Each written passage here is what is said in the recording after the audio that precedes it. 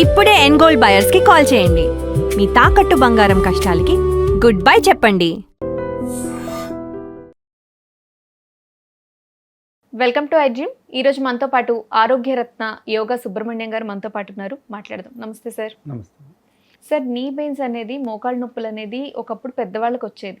ఇప్పుడు కాలంలో చాలా మందికి, చిన్న వాళ్ళకి, యంగ్ వాళ్ళకి కూడా వస్తుంది. మోకాళ్ళ నొప్పులు అనేది అసలు రావడానికి ముఖ్యమైన కారణాలు ఏంటి? అమ్మ, మోకాళ్ళ నొప్పులే కాకుండా శరీరంలో కీళ్ళకు సంబంధించినటువంటి ఏ నొప్పులు వచ్చినా కూడా, ఇంక్లూడింగ్ నీ పెయిన్, శరీరంలో వాతతత్వం పెరిగిందని అర్థం. ఇక్కడ శరీరంలో 3 తత్వాలు ఉంటాయి, త్రిదోషాలు అంటారు వాటి. వాతము, పిత్తము, కఫము. వాతం అనేది వాయురాకాశాల కలయిక, పిత్తం అనేది అగ్ని నీటి యొక్క కలయిక, కఫం అనేది భూమి నీటి యొక్క కలయిక. ఇక్కడ శరీరంలో వాయురాకాశాలు కలిపి వాతం అంటారు. వాతం కనుక పెరిగిందంటే, ఇన్బ్యాలెన్స్ అయిందంటే, ప్రకోపించిందంటే, అప్పుడు మోకాళ్ళ నొప్పులు రావడానికి ఆస్కారం ఉంటుంది. దీనికి మెయిన్ రీజన్ ఏంటంటే మనం తీసుకునే ఆహారంలో డ్రై ఆహారాన్ని తీసుకోవడం. అంటే మ్యాక్సిమం ఏంటంటే రసహీనం అనేటువంటి ఆహారాన్ని తీసుకోవడం. ముందు కాలంలో మనం ఏం ఆహారం తీసుకుంటా ఉన్నాము? కాయగూరలు ఉండేటివి, మజ్జిగ ఉండేటివి, తర్వాత రసం ఉండేది, తాలింపు ఉన్నా కూడా డీప్ ఫ్రై ఉండేది కాదు, ఏదో కొంచెం నెయ్యిలో అట్లా వేయించుకొని తినేవాళ్ళం. అంటే అన్నీ తీసుకునే ఆహారంలో రసంతో కూడినటువంటి ఆహారం ఉండేది. ఇప్పుడు డ్రై అంటే డీప్ ఫ్రైడ్, మైదాతో చేసింది ఫ్రైడ్, డీప్ ఫ్రైడ్.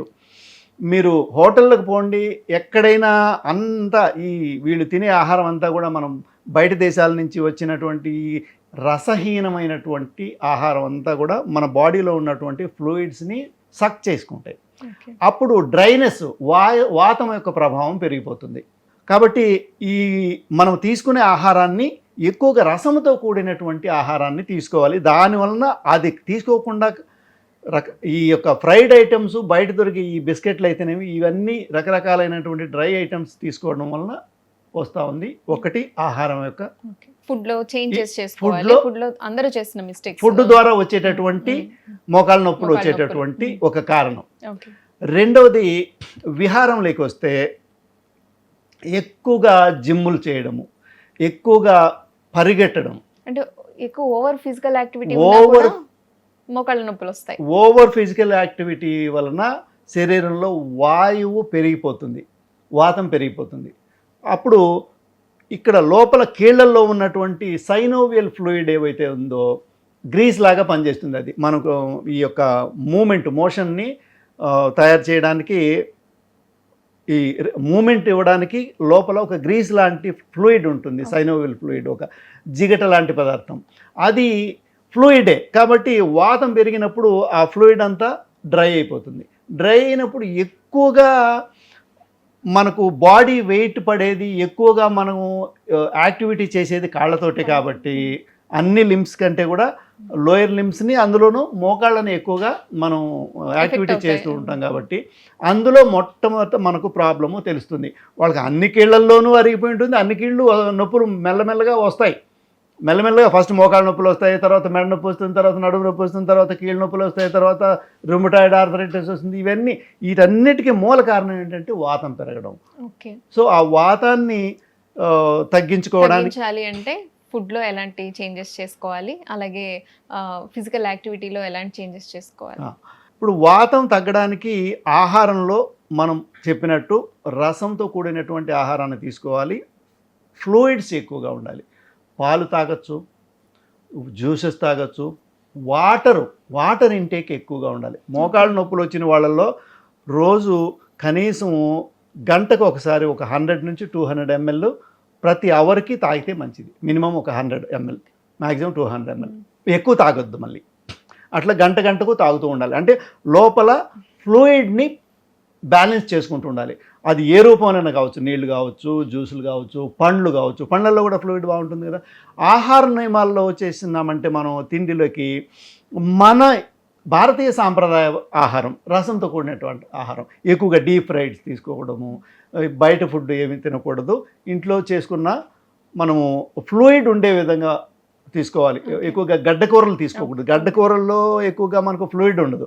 ఆకుకూరల్లో ఉంటుంది, తర్వాత కాయగూరల్లో ఉంటుంది, పండ్లల్లో ఉంటుంది. సో ఈ ఆహారాన్ని తీసుకుని కొంచెం గడ్డకూరలను తగ్గించి మన ఆహారంలో కొంచెం మార్పు చేసుకుంటే బాడీలో ఫ్లూయిడ్స్ పెంచుకోవడానికి మనకు ఆహారం ఒక ముఖ్యమైన రోల్ని ప్లే చేస్తుంది. ఓకే, ఫుడ్ చెప్పేశారు. సో యోగాలో మనకి ఎలాంటి టెక్నిక్స్?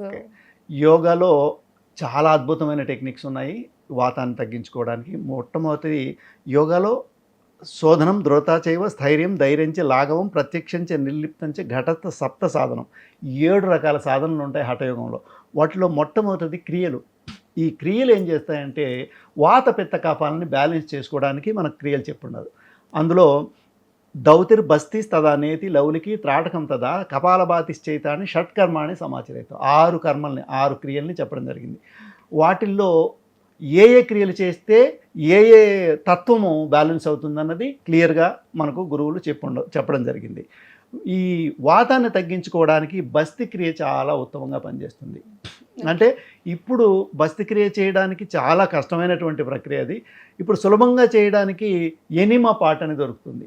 ఆ ఎనిమా పాట్ తీసుకుని వచ్చి అక్కడ ఒక ట్యూబ్ ఉంటుంది, మనము పురీషనాళంలో పైకి పంపించి గోరువెచ్చటి నీళ్లు కనుక అందులో వేసి గోరువెచ్చటి నీళ్ళని పొట్టలోకి ఎక్కించుకొని వారానికి ఒకసారి అలా చేసుకుంటూ ఉంటే మనకు ఆ డ్రైనెస్ అనేది వాతం అనేది స్లోగా తగ్గిపోతుంది.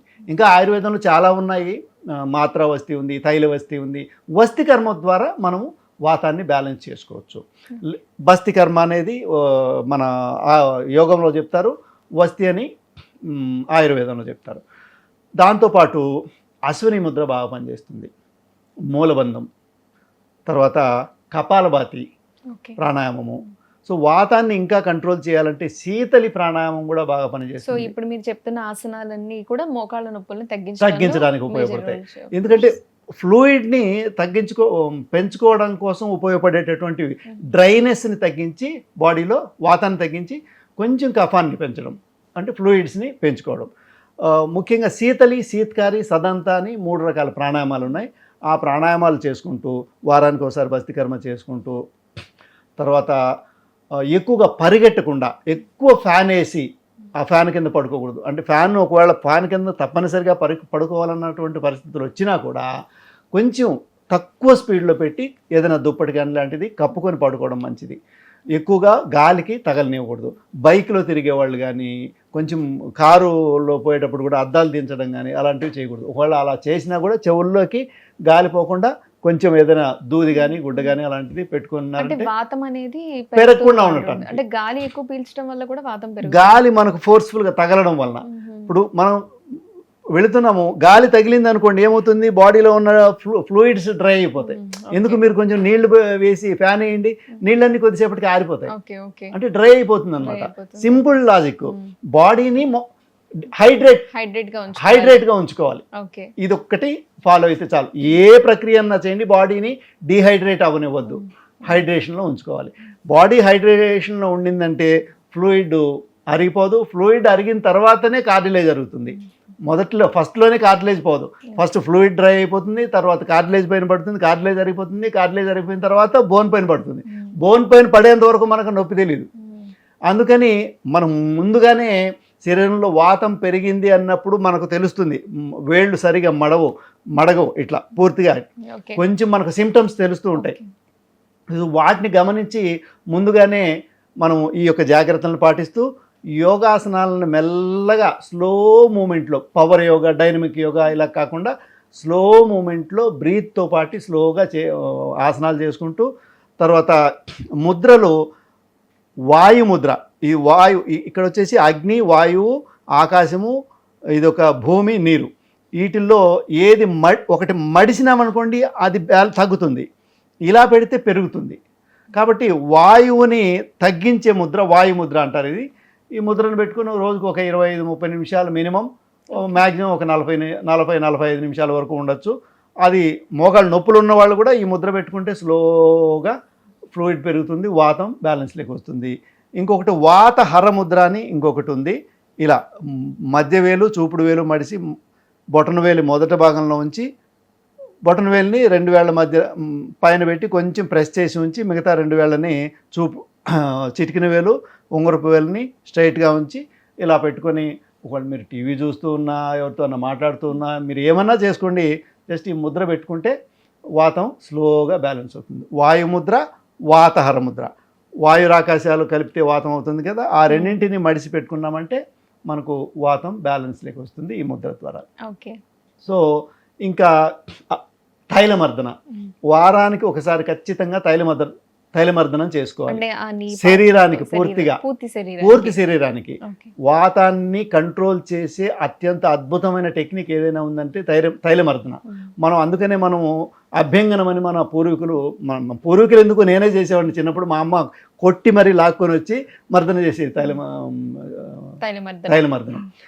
నువ్వుల నూనె కానీ కొబ్బరి నూనె కానీ తీసుకొని మొత్తం ఒళ్ళంతా జస్ట్ మర్దన చేసుకుంటే వారానికి ఒకసారి స్లోగా ఈ మోకాళ్ళ నొప్పులు తగ్గిపోతాయి. ఒకవేళ మోకాళ్ళ నొప్పులు లేని వాళ్ళు చేసుకున్నా కూడా మోకాళ్ళ నొప్పులు రావడానికి ఆస్కారం ఉంటుంది. అంటే వాత అనేది బ్యాలెన్స్లో ఉంటుంది. నీ పెయిన్స్ తగ్గడానికి మంచి టెక్నిక్స్ చెప్పారు. Thank you so much sir. Thank you.